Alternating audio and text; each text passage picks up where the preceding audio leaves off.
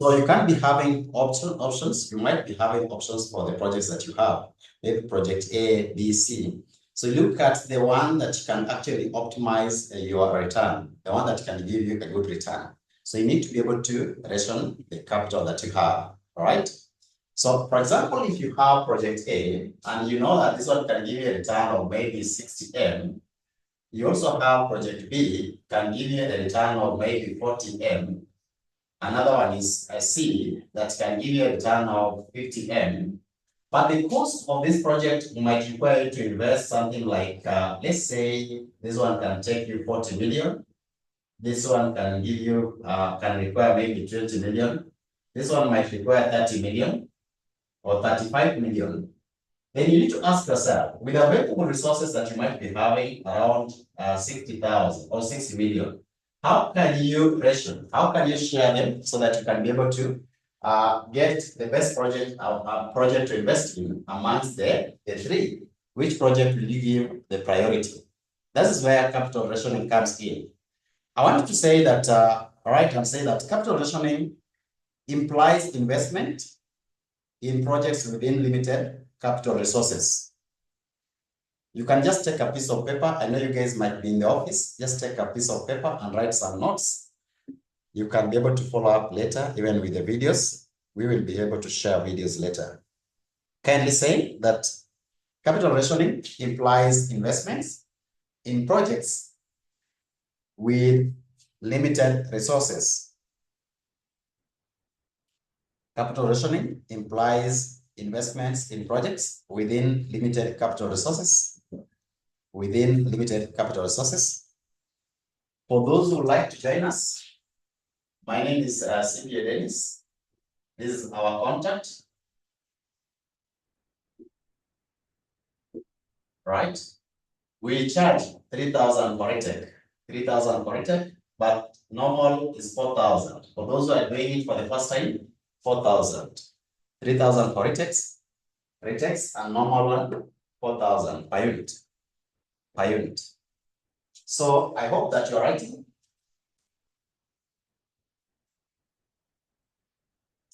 That capital rationing implies investments in projects within limited capital resource. The next line, you say that it is the process of allocating resources. It is the process of allocating resources. It is the process of allocating resources. It is the process of allocating resources. It is the process of allocating resources among different projects. It is the process of allocating resources. It is the process of allocating resources among different projects. Among different projects, comma. It is the process of allocating resources among different projects, comma, where the amount of money to be invested is limited. This is the process of allocating resources where allocating resources among different projects where the amount of money to be invested is limited. Where the amount of money to be invested is limited. Where the amount of money to be invested is limited. So there are two types of capital resources. I have explained earlier that as a finance specialist or a finance expert, you need to look at the projects that you have and then the amount that you have so that you can be able to allocate, giving priority to the ones that can give you a higher return. So therefore, there are two types of capital rationing. Why do we ration capital? So we have types of capital rationing.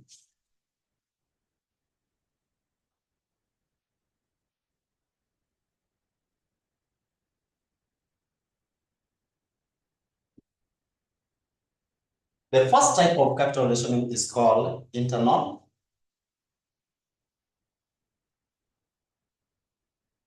Internal, also called soft. This one is normally set by a firm. Normally set by a firm. It is rationing that the firm, the company itself, is the one that decides that this is how we are going to ration. Right? It's called set internal or soft. Then we have external or hard.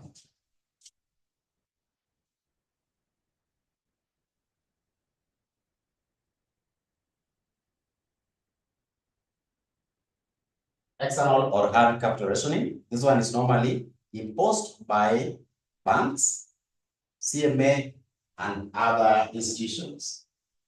Normally imposed by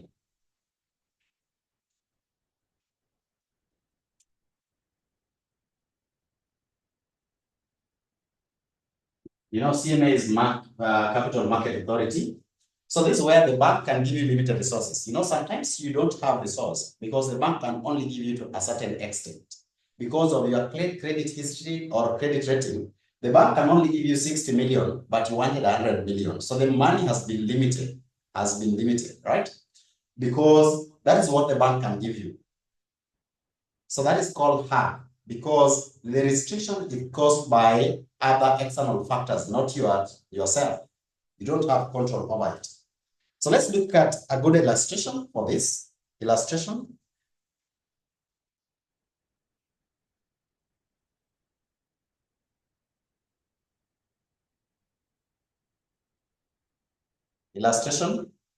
So let's say that we have different projects.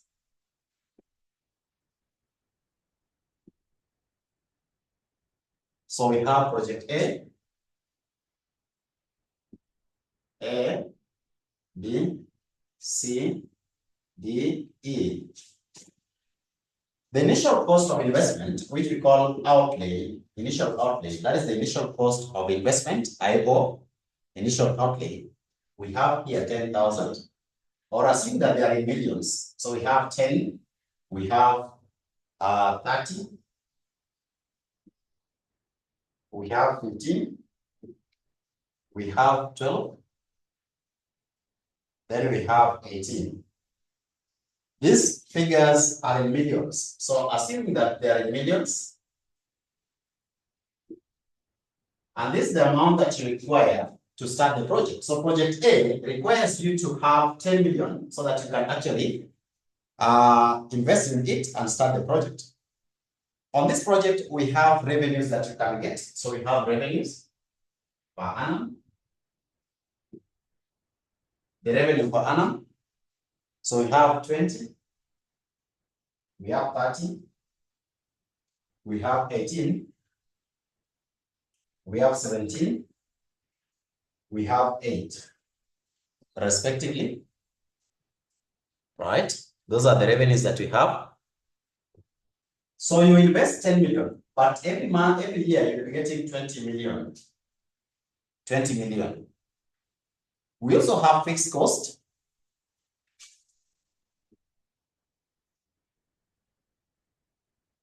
Fixed cost on these projects, and that is 5, 10, 5, 10, 6, 8, then 2. Then we have, finally, we have the number of years that the project can last. Number of years. Number of years the project can last.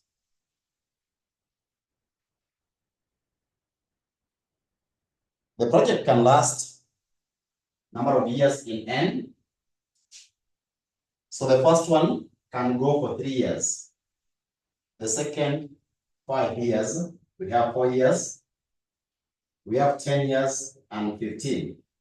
So I want you to understand this very well, that we are having a project like project A, which can cost you 10 million. It will give you a revenue of 20 million per year. There is a fixed cost of 5 million per year. And then we have 3 years. So every year we'll be getting 20 million. Every year we'll be spending 5 million. But the 10 million is one-off. This is just initial investment, and then now every year it moves like that. Similarly, that is what happens with B, C, D, and E. Additional information. I want to take note that this kind of question you find in, you can find it. It was in 2021. You can find it in 2021 setting. I'll be able to get you the exact setting, whether it is May or December, but I'll be able to check that. Otherwise, they said something that is similar to this in 2021. Right? Additional information. Additional information. The variable cost ratio is 40%. The variable cost ratio is 40%. Variable cost ratio is 40%. Variable cost ratio is 40%. That is number one. The second additional information is that projects B and E, projects B and E, projects B and E are mutually exclusive. They are mutually exclusive. Projects B and E are mutually exclusive. What does that mean? If we say that they are mutually exclusive, what does that mean? Maybe somebody can help us. Who can guide us? What does that mean? If projects are mutually exclusive.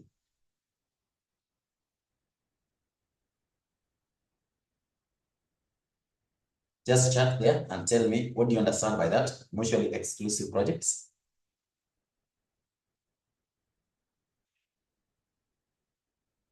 Mutually exclusive projects. That means that if you pick one, you leave the other. They are substitute of each other. Thank you so much, TJ. Mutually exclusive. It means that they are substitute of each other. So that means that if you pick D, you don't pick A. When one is undertaken, the other is automatically rejected. Thank you so much, Kate.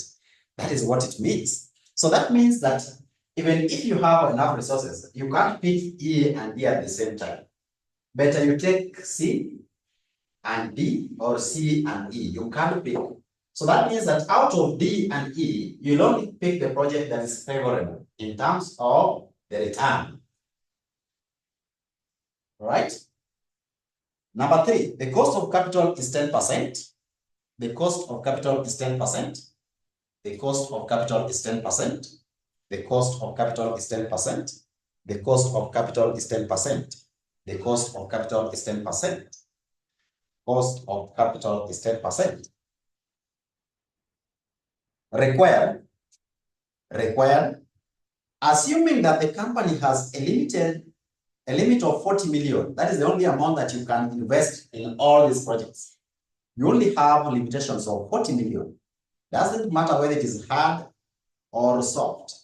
Hard, it means that it is a company policy that we can only invest 40. Soft means that it is company's policy, we can only manage 40. But hard, it means that it is imposed by the banks or other institutions. They are forcing you that they can only give you 40. So therefore, it is hard. In this particular situation, we are told that assuming that the company has a limit of 40 million, assuming that the company has a limit of 40 million, determine the optimal allocation.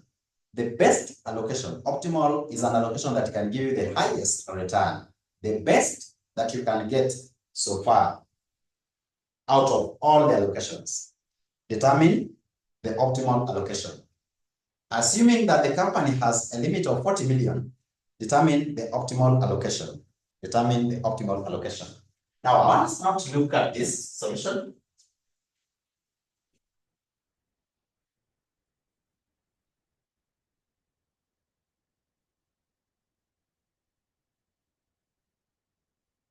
And I don't know if you guys can be available tomorrow. We can try the past paper, last sitting. We can do one question in the last sitting, past paper. So let's look at the solution.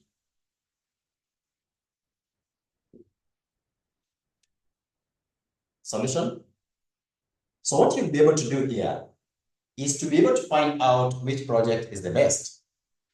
So we are going to use what is called profitability index. We are going to use profitability index. Int use profitability index. It means that you need to be able to weigh and find which one is more profitable. And from there, you can be able to give them numbering. So let's now proceed.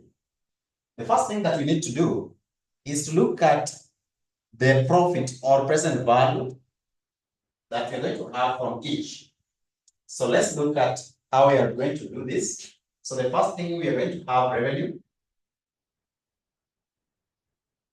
And of course, we have our project A, B, C, D. So we have A, B, Let's give it space. B, C, D, and E. So the revenue that we got from this project, the first one, we say that we are having 20. Then we have 30. We have 15, 12.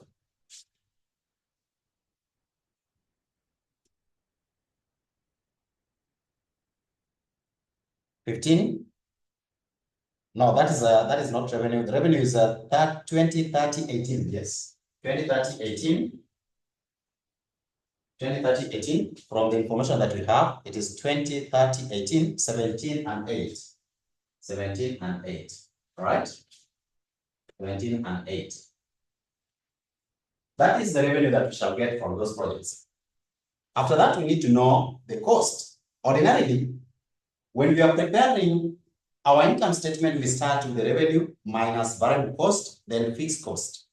But the examiner has not given us the variable cost, right? When you look at the question, we are only given the fixed cost, but not the variable cost. So we can't get contribution.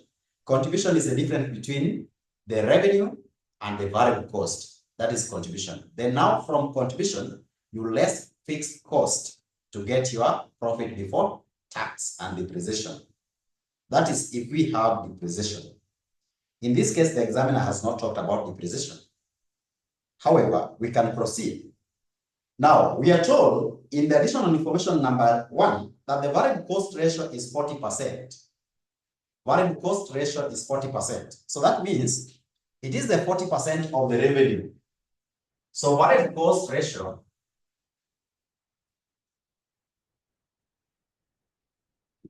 is 40%. It is now 40% of the revenue. So 40% of 20 is 8. Right? 40% of 30 is 6. 40% of this is 9. 40% of 17 is how much? What is the 40%? No, 40% of this is 12, right? Yes, 12. And then 40% of 18 is 40% of 18 is 7.2. 40% of 17 is 40% of 17 is 6.8. 40% of 8 is 3.2, right? So those are, thank you so much. So these ones we need to minus. Now listen, the examiner can use another language. They might not give you the variable cost or give you the ratio, but they can say that the CMR is 40%. CMR basically, that is contribution margin ratio. So if they say that CMR is 40%, this one is the contribution. Contribution is normally revenue minus variable cost is equal to 40%. So if revenue is 100% minus variable cost, which we don't know, is equal to 40%, then that means, because this is now the contribution margins, this is a contribution, which is now the profit immediately when you deduct variable cost from revenue, what you get is that profit. Before now you remove the fixed cost, that profit is what we call contribution. So if they say contribution margin ratio is 40%, it means that it is the immediate profit when we just subtracted revenue minus variable cost, it is 40%. So we know that the variable cost is definitely 60%. So if the examiner used such kind of word, that the contribution margin ratio is 40%, you should know that the variable cost is now the remaining percentage, which is 60%. Are we together? If the examiner uses the word variable contribution margin ratio, you know it is the difference between revenue and variable cost, which is 40%. And revenue is 100%. It is whole. It is made up of the variable cost and the contribution margin. So that is 100% minus variable cost, which we don't know, is equal to 40. Automatically, you know that now variable cost is 100 minus 40, and that is 60%. So you come and put variable cost 60%. Now calculate 60% of the revenue. 60% of the revenue for each project. And if that's correct, then we know that now from here, ordinarily, we are supposed to get what is called contribution margin or contribution. You get contribution. That profit that you normally get here is called contribution. Here is 1, is 12. You can subtract and help me get it.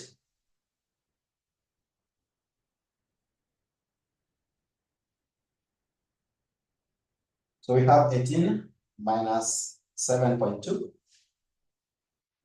10.8, 17 minus 6.8, 10.2, and then 8 minus 3.2, 4.8. That is what we call contribution. Now, on this contribution, you now less fixed cost. And fixed cost we are given, right?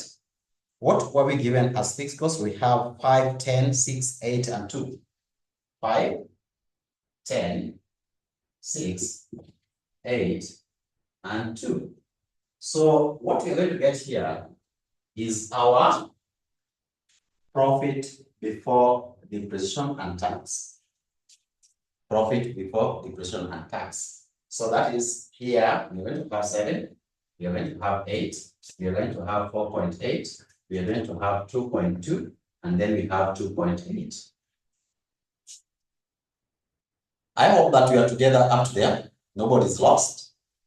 Now from here, what we are having is just the profit before depreciation and tax. The examiner has not given us the tax rate, all right? The examiner has not given us a depreciation. So that means that our profit before depreciation and tax is the same as the free cash flow. That is the amount that we can now use to calculate our present value. It is a free cash flow. We are not going to pay tax, and there is no depreciation from the information that we have. If we have tax, then we now need to less tax from there, right? Now, we can now call it a free cash flow. We call it a free cash flow. It's the same as our free cash flow. Free cash flow. Now from here, you can now discount the cash flow so that you get our present value. So we can discount the cash flow. Now, because we are told that we know the years, we are told that the years are the same, 3 years, 5 years, 4 years, 10 years, and 15.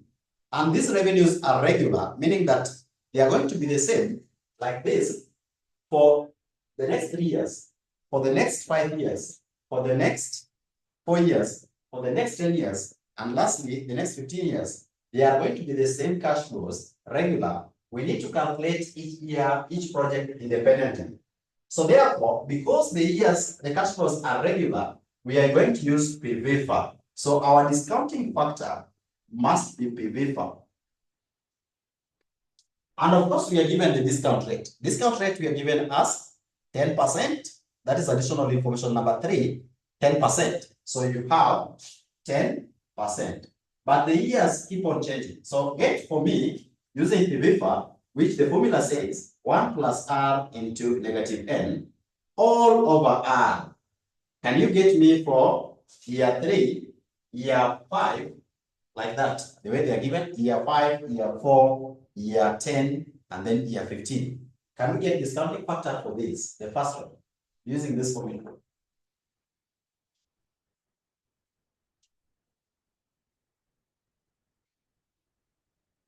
Somebody to assist me calculate.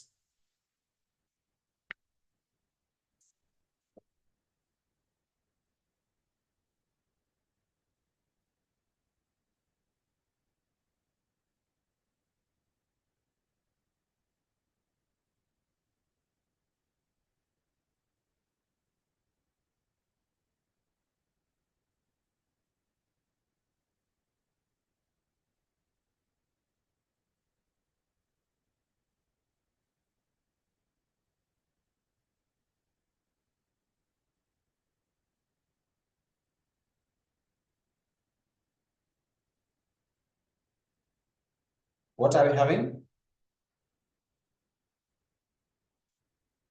If I use my calculator, I should be able to get it. So we have, you start with this one. So the rate is 10. So you have 1.1 raised to power negative 3. The answer that you get, you say 1 minus the answer. You get something like 0.24 divided by 10. Divided by 10, which is 0.1. So we are having 2.4868. All right. So we are having here 2.4869. Thank you. Now, similarly, you can do for the rest. The second one, we have 3.7908. 3.7908. The next one, we are having 3.1699. 3.1699. The next one, that is for D, we have 6.1446. Confirm 6.1446. And then the last one we are having 7.6061. 7.6061. Now, these are discounting factors that can be able to help us, discounting factors that can be able to help us get our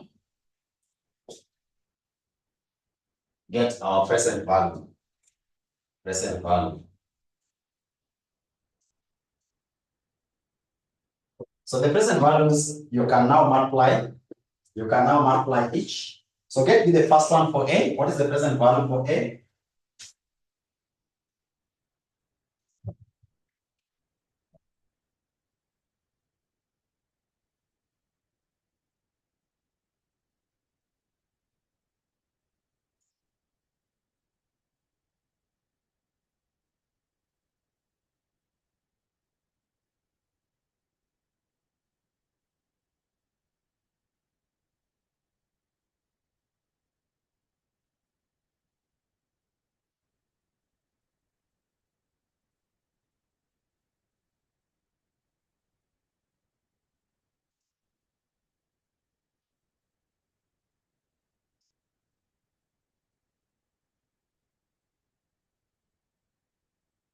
Okay. So the first one is 17.408683.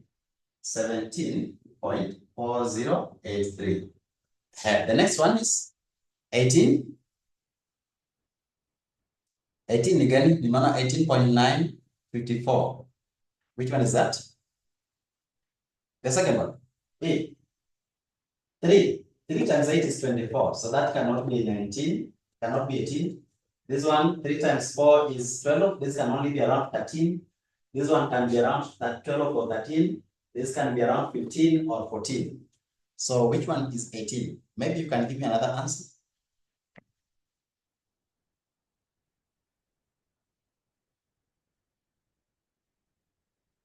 30.3264. That is okay. So 30.3264. The next one, the second one. Thank you. I've recorded that. Thank you so much, TJ. Nelly is so silent. Are we together, Nelly?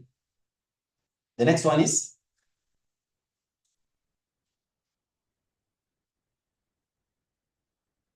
or I should help. I can't help, right? So 4.8 times 3.1699.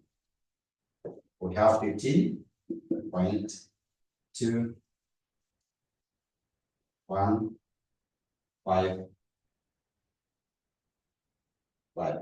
Now, let me tell you a secret.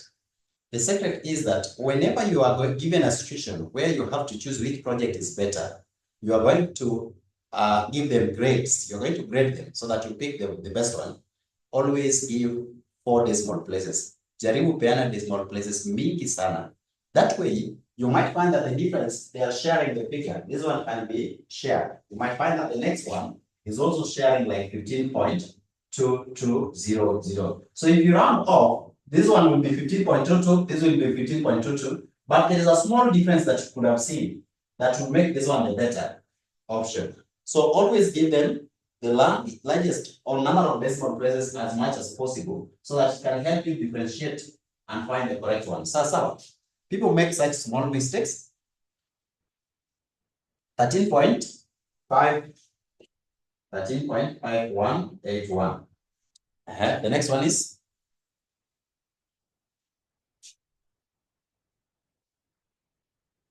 21.2971. Still.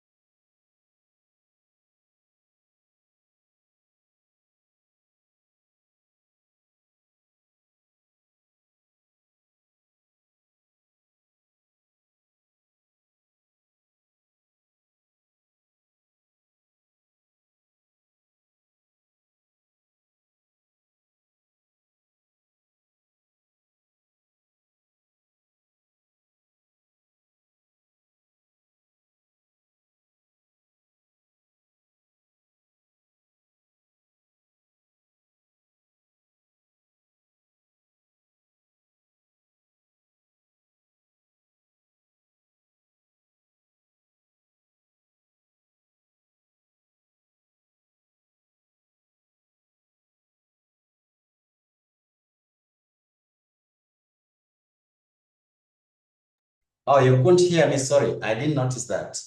I didn't notice that. Now you less IO from what you are having. You less IO, initial outlay for each. They were given initial outlay. So you minus, and then you're going to have your NPV. All right? After having the NPV, you can now get what is called profitability index. You can now range them or give them numbers. So we say profitability index is the same as PI, profitability index or PI. Profitability index is the one that helps you to know which project is preferable. And the formula for this is normally the present value all over IO. Present value all over IO. So that means that we can now just take the present value here, PV all over IO. So if you look at the first one, we were having 17.4083 divided by 10. That will give you 4083. Right? This one divided by 30. So it is 30.3264 divided by 30. We are having 10.1088. And then we have 15.2155 divided by 15.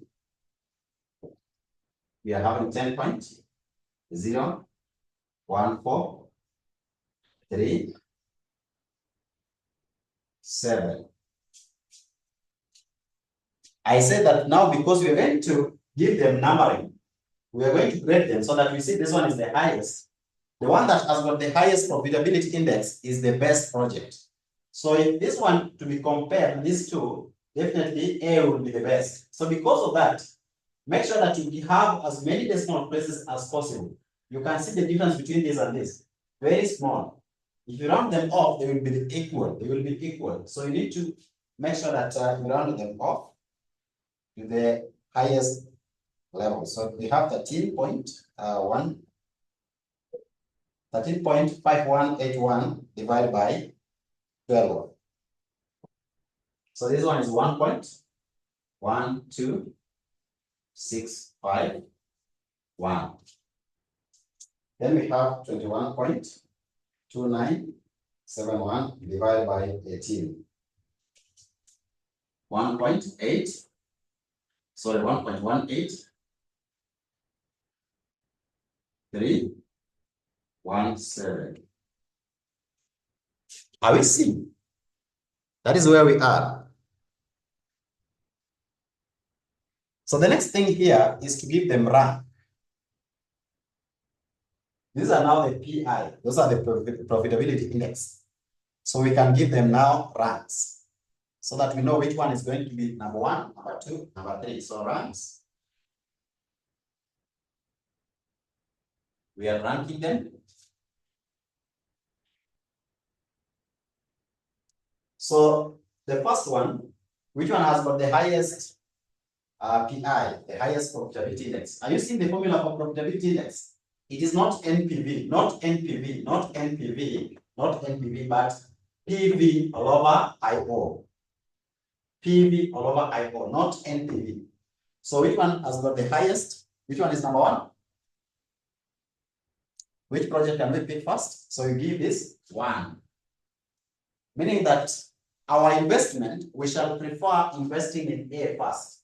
Whatever A will cost, we first chop our money, invest in A. The balance we can think of any other project, but we start with A because it has the highest profitability index.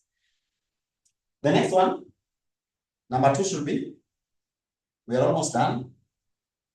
That is why I decided to pick this one. It is easier and we are done like that. The next one is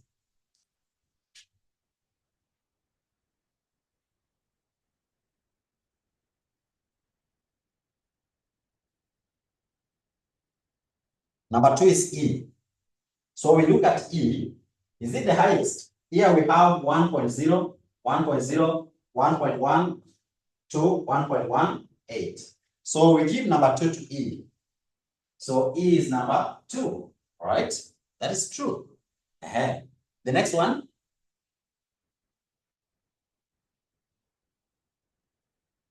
Number 3. We were told that once you pick D, you leave E. Once you pick E, you leave D. So we can't pick the 2. We can't pick the 2.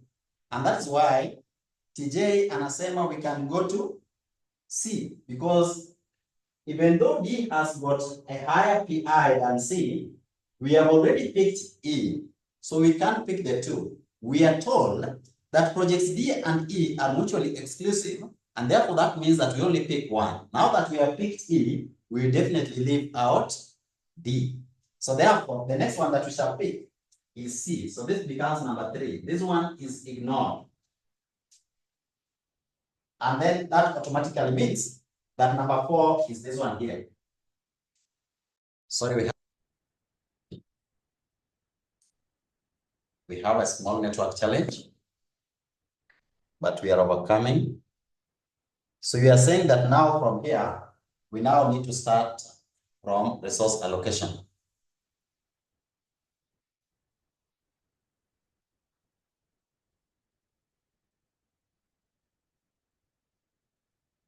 I'm trying to check if it is recording.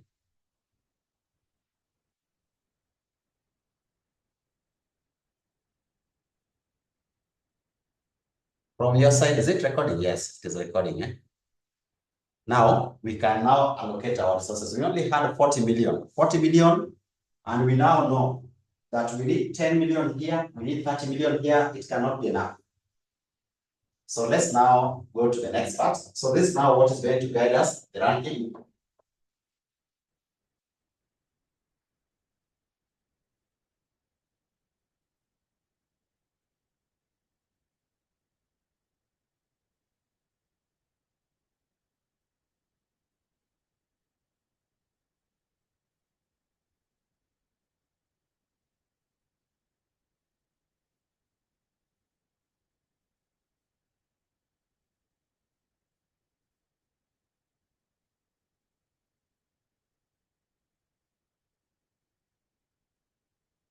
So we say allocation of shared resource,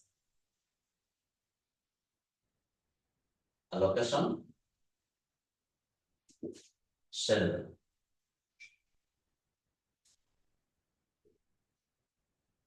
Right? Resource allocation, shared. So we give project allocation.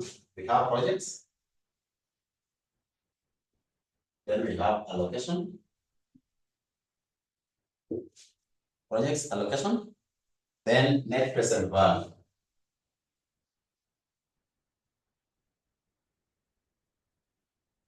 We want to see the one that will give us the highest net present value. So the first project that we're going to give is A. A is number one. Remember, our amount to be allocated is 40 million. So the first amount that we shall allocate 10 million to A, because it is number one. What was the net present value of A? 7.4083. 7.4083. Right? Then the next project, number two, was E. Right? So we go to E. E requires how much? Initial outlay for E? 18 million. Eh? So from our 40, we have removed 10 to come back in 30, then to Katoa 18. Our balance is now 12. We can only invest a maximum of 12. That is the only amount that we have remained because of resources. We have limited resources, right? So we have invested total of 28. What was the profitability? The NPV for this return 3.2979. Eh? NPV was 3.2971. Yeah, 2971. Then number three in our list was C. So you come to C, and C requires how much? C requires how much to be allocated? 12, right? C requires 12. This one is going to give you a total of what? It means that our allocation will stop there. The NPV for this was, for C was 0 point, 0 point. What was the NPV for this? No. How much did we require? C requires how much? C requires how much?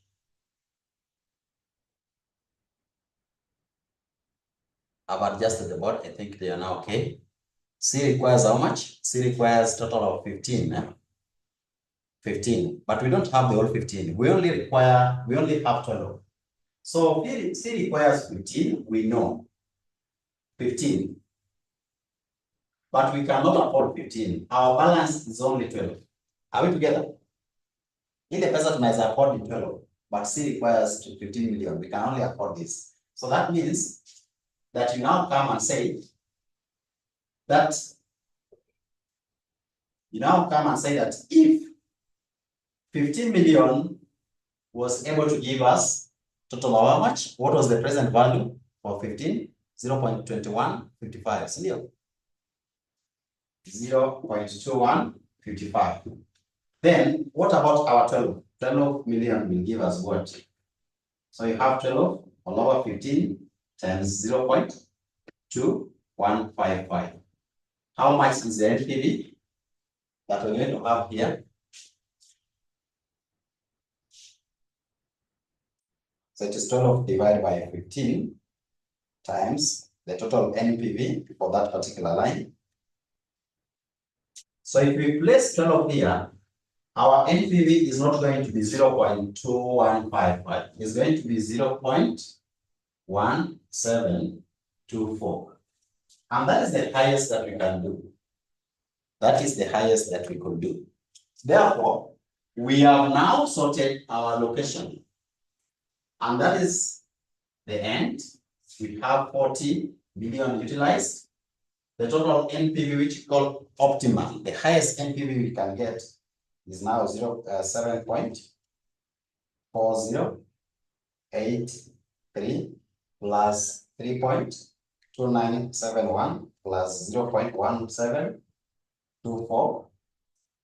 We can get total of 10. This is the optimum that we can have.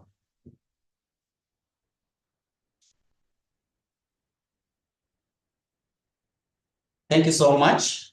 So that is the end of our class for today. That is total NPV. That is the end of our today's class. We shall have an arrangement to look at another area next time. Maybe the next class we can look at replacement analysis in our next class. If you want to join us, my contact is 07525. We charge 3,000 for a take. Normal rate is 4,000 per unit. Normal rate is 4,000 per unit. Nelly is saying something. Thank you so much. Yes, welcome, Nelly. So kindly get in touch so that you can join our normal classes, our group for revision. Thank you so much. Have a good afternoon.